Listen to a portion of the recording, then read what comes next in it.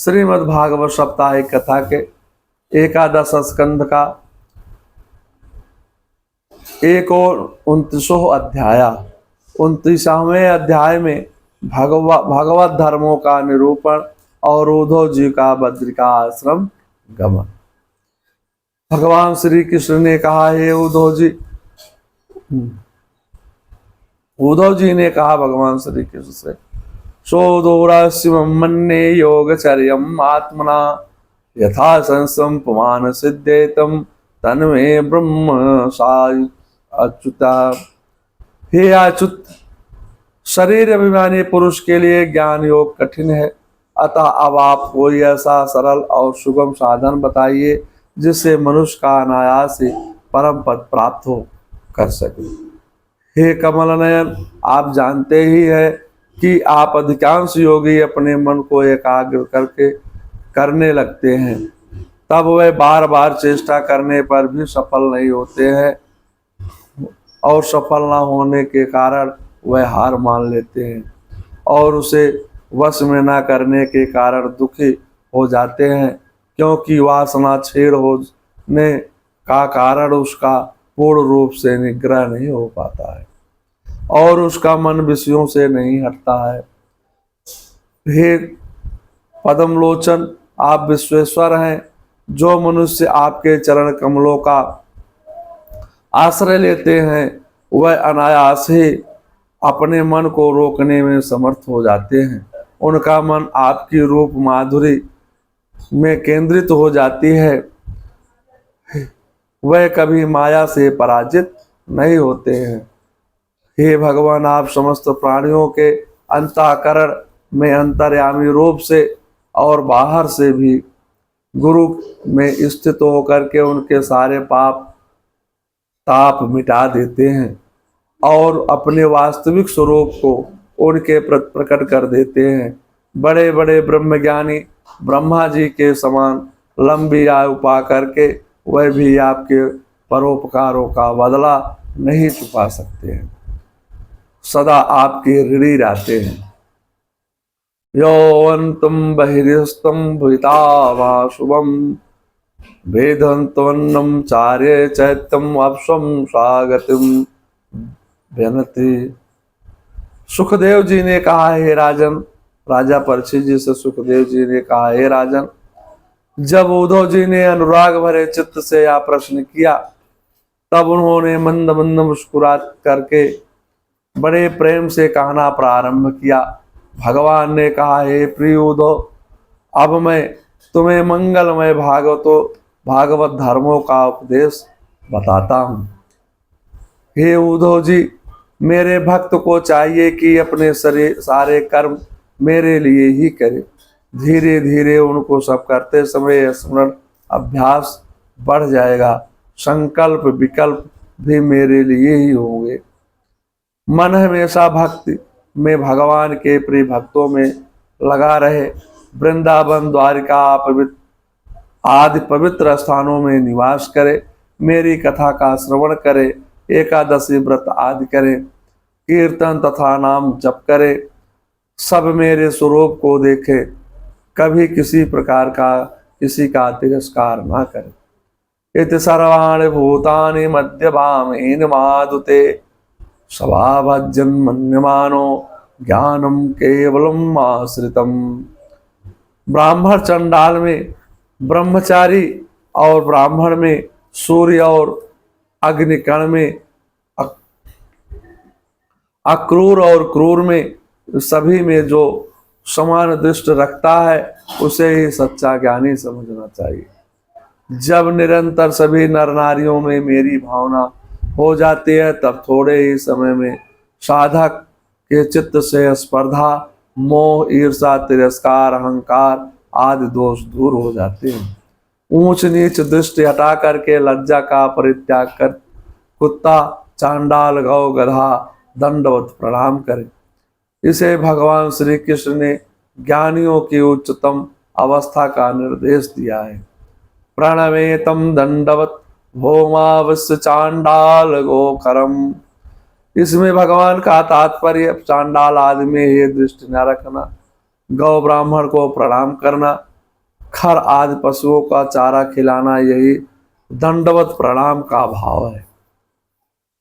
जब तक समस्त प्राणियों में मेरी भावना, भगवत भावना न होने लगे, तब तक मन, वाणी, शरीर के सभी संकल्पों का कर्मों के द्वारा मेरी उपासना करता रहे। हे उद्धव जी, जब इस प्रकार सर्वत्र आत्मशुद्धि, आत्म बुद्धि, ब्रह्म बुद्धि का अभ्यास किया जाता है, तब थोड़े ही दिनों में उसे ज्ञान सब कुछ ब्रह्म स्वरूप दिखने लगता है। ऐसे दृश्य हो जाने पर सारे संशय संदेह अपने आप समाप्त हो जाते हैं। विद्यतो हृदयम ग्रंथ सुकंते सर्व संशया, और सब कहीं मेरा साक्षात्कार करके संसार सृष्टि, संसार दृश्य से उपराम हो जाता है। गोस्वामी तुलसीदास के शब्दों में जित देखो तित रहस्यमयी है, जित देखो तित राममयी है का भाव जागृत हो जाता है। सर्व ब्रह्मकात्मकम तस्यम विद्यात्मनीयसा परिस्यस्तमनंतो परमेतम सर्वे मुक्त संशया। विवेकशील मनुष्य का यही चातुर्य है कि इस नासमान शरीर ने मुझे सत्य अविनाशी परमात्मा को प्राप्त कर ले। गोस्वामी तुलसीदास इसी भाव को रामचरितमानस में लिखते हैं। भाव सहित खोजत जो प्राणी, पाव भगत मन सब सुख खानी। भगवान ने कहा, हे उद्धव जी, हमने तुम्हें संपूर्ण भागवत धर्म का सार तत्व बतला दिया है। यह ब्रह्म विद्या का रहस्य देवताओं के लिए भी अत्यंत कठिन है। इसका मनन करने से जीवन कर्म बंधनों से मुक्त हो जाता है। हे प्रिय सखे, तुमने भली भांति ब्रह्मा का स्वरूप समझ लिया है ना। तुम इस ज्ञानोपदेश को श्रद्धालु भक्त को देना, नास्तिकों को मत देना। इसको सुनकर कोई ज्ञातव्य वस्तु शेष नहीं रहती। पेतम पीयूषमृतम पातव्यम नावशिष्यते। सुखदेव जी कहते हैं, हे राजन, भगवान श्री कृष्ण को अमृतमयी वाणी सुन करके उद्धव के नेत्रों में आंसू उमड़ आए, गला रुध गया, कुछ बोल ना सके, हाथ जोड़कर भगवान के चरणों में गिर पड़े। कुछ देर बाद फिर उद्धव जी बोले, हे प्रभु, आपकी मौनी माया ने मेरा ज्ञान दीप छीन लिया था, परंतु आपने कृपा करके वह फिर से अपने सेवक को प्रदान कर दिया। अब मैं प्रत्येक अणु को आपकी सत्ता में देख रहा हूँ। मैं आपको बारंबार प्रणाम करता हूँ। अब आप कृपा करके मुझे शरणागत की ऐसी आज्ञा दीजिए जिससे आपके चरण कमलों में मेरी हमेशा अन्य भक्ति बनी रहे। इस पर भगवान ने कहा, हे उद्धव, अब तुम मेरी आज्ञा से बद्री वन में जाओ। वहाँ मेरा ही आश्रम है।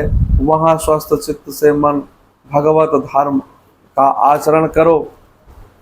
तुम शीघ्र ही गुणातीत हो जाओगे, फिर तुम्हें कोई सांसारिक क्लेश नहीं रहेगा। भगवान ने जब उद्धव जी को ऐसा कहा, उन्होंने भगवान को की परिक्रमा किया और उनके चरणों में सिर रख दिया। भगवान के प्रति प्रेम करके उनका त्यागना संभव नहीं है।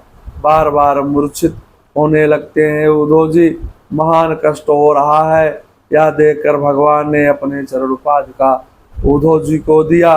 उद्धव जी ने चरण पादुका अपने सिर पर